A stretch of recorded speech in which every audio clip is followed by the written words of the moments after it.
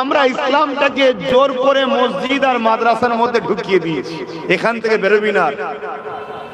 এটা আমাদের ব্যর্থতা, এটা উম্মতে মুহাম্মাদীর চরম একটা অন্যায়। আর এই অন্যায়ের শাস্তি আল্লাহ দেবে বলে জালিম যখন ক্ষমতায় আল্লাহ বসাচ্ছে।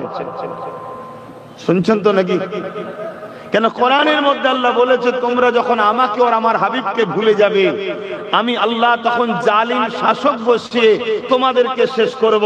তাই আমার দেশের কেন্দ্রে জালিম শাসক বসিয়েছে, আর সে বলছে ওয়াকফ সংশোধনের নামে পুরো মসজিদ মাদ্রাসা মুসলমানদের সম্পদকে লুটবে বলছে। এটা আমাদের পাওনা। কেন? আমরা ইসলামকে মসজিদের মধ্যে আর মাদ্রাসার মধ্যে তালা বন্ধ করে দিয়েছি। ইসলাম আমাদের রাষ্ট্র জীবনে নাই, ইসলাম আমাদের সমাজ জীবনে নাই, ইসলাম আমাদের পরিবার জীবনে নাই, ইসলাম আমাদের মানব বন্ধন জীবনে নাই। আরে অমুসলিমকে ভালোবাসার নাম ইসলাম। খোদার্থ যদি অমুসলিম হয় তাকে খানা খাওয়াবার নাম ইসলাম। অমুসলিমের যদি পরনার কাপড় না থাকে তাকে কাপড় দিবার নাম ইসলাম। কোন মুসলিম দাবিদার যদি অমুসলিমের উপরে জুলুম করে, ওই মুসলিম মজলুমের পাশে দাঁড়িয়ে মুসলিম নামধারীর বিরুদ্ধে লড়াই করার নাম ইসলাম। আমরা তো ইসলামকে বুঝলাম না, আমরা ইসলামকে দাড়ি টুপি নামাজ রোজার মধ্যে সীমাবদ্ধ করে দিলাম। তাই আজকে আমাদের মুসলিম সমাজ আজকে এত ধ্বংসের দিকে চলে যাচ্ছে। আমি জানি রোজার নামও ইসলাম, কিন্তু রোজাটা কেন হয়েছে? ক্ষুধার্ত মানুষের কত কষ্ট, এটা বুঝাবার জন্যই তো আল্লাহ রোজা রেখেছে। যে দেখো তুমি এক মাস না খেয়ে কত কষ্ট পাচ্ছ। তোমার সমাজে লাখো মানুষ আছে যারা সারা বছর ঠিকভাবে খেতে পায় না, একবেলা পায় তো তিন বেলা পায় না। তুমি সেই কষ্টটা উপভোগ করো। তুমি ধনী, যাকাতটা গরিবকে দাও, এর জন্যই তো রোজা। হ্যাঁ, আরো অনেক সাইট আছে রোজার, কিন্তু আমি যেটা বুঝাতে চাইছি সেটা হলো এটাই যে ইসলামকে আমরা বুঝতে পারলাম না। আজ যখন আমার মতো ক্ষুদ্র একটা ছেলে এক প্রান্তে একদিকে দাঁড়িয়ে, অপর প্রান্তে হাজারো ভাড়াটিয়া মুফতি মাওলানা আমার বিরুদ্ধে, আমার কথা সমাজে প্রযোজ্য হওয়াটা খুবই দুঃখজনক, খুবই কষ্টদায়ক। কিন্তু আলহামদুলিল্লাহ এরপরও হক কথা বলতে হবে।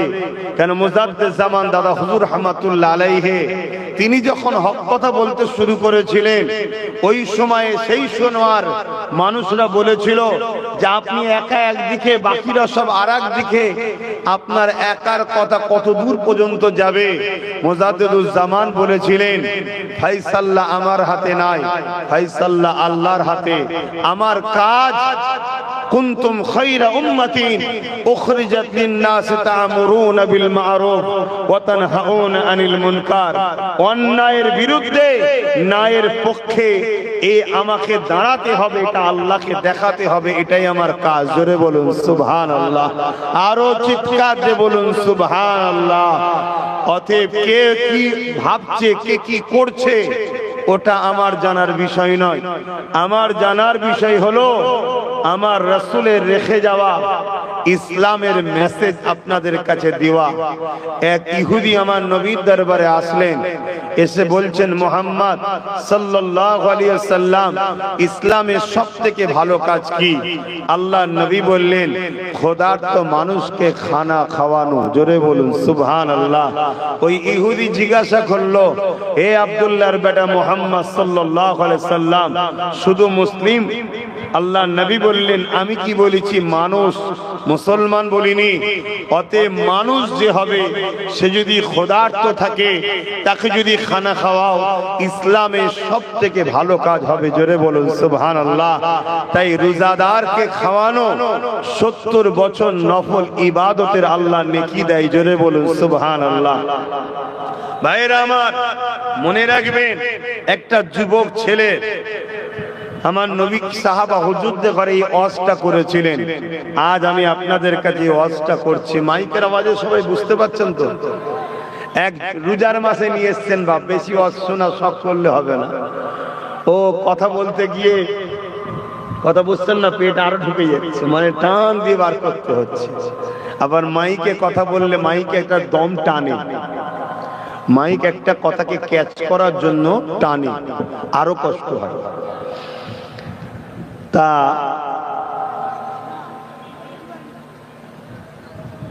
একটু শোনেন, কথা না বলে। একটা যুবক, আল্লাহ নবী বললেন কিয়ামতের দিনে একটা যুবককে আল্লাহ তুলবে। যুবকরা শোনো, তোমরা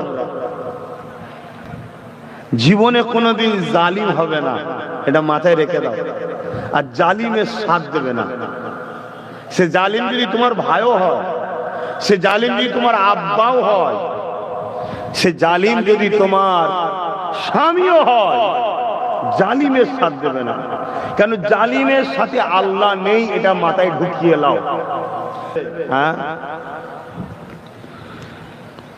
বান্দাকে এই সময় জিজ্ঞাসা করতে লাগবে, ওরে আমার বান্দারে, তোর একটা ভালো কাজ পেয়েছি, বল তুই কোথায় যাবি বল।